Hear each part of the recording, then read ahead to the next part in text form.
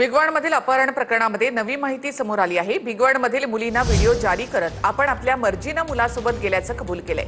गोपीचंद पडळकर यांनी मात्र यावर शंका उपस्थित करत मुलीला जबरदस्तीने हा व्हिडिओ बनवायला लावल्याचा आरोप केलाय। इंदापूरमधील भिगवणमध्ये डोळ्यात लाल तिखट फेकत आई आणि भावासमोर मुलीचं अपहरण करण्यात आल्याचा आरोप केला जातोय। मी, मम्मी आणि बहीण आम्ही तिघजण लग्न शॉपिंग करून घरी निघालो होतो। त्यामुळे त्यांनी आनंद हॉटेलच्या पाठीमागे विषमगृह शेजारी तिथं आम्हाला अडवले। अडवून आमची चावी स्विच बंद करून चावी फेकून दिली आणि आमच्या हाणमार केली आम्हाला आणि चटणी टाकली आमच्या। आणि बहिणीला तत नव्हते त्या टायमिंगला मम्मी पॅक धरलं होतं। मम्मीला दानकीन मारलं त्याने आणि मग बहीण उचलून गाडीत टाकली।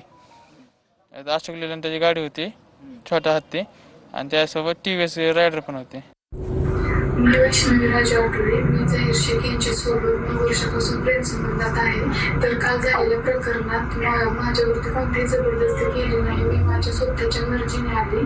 माझ्यावरती अपहरण झाले नाही किंवा चटणी वगैरे टाकण्यात आली नाही। तर राजकीय माणसांनी त्यांच्या स्वतः राजकीय लोकांनी पोळ्या बाजून घेऊन गेले।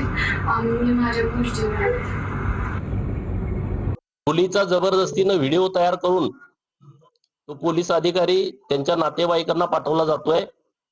मी आता मुलीचे भाऊ, मुलीचे मामा, मुलीचे चुलते यांच्याशी चर्चा केलेली आहे। मुलीला वडील नाहीत, मुलीचं लग्न ठरलं होतं। मुलीचं लग्न पुढच्या 2-4 दिवसामध्ये होतं आणि अशा परिस्थितीमध्ये जबरदस्तीनं या मुलीचं अपहरण केलेलं आहे। आणि म्हणून मी आज भिगवणला आलोय। भिगवण पोलीस स्टेशनला भेट देणार आहे आणि हिंदू समाज सर्व संतापलेला आहे, तो एकत्रित आलेला आहे आणि हिंदू जन आक्रोश मोर्चाचं आयोजन केलेलं आहे।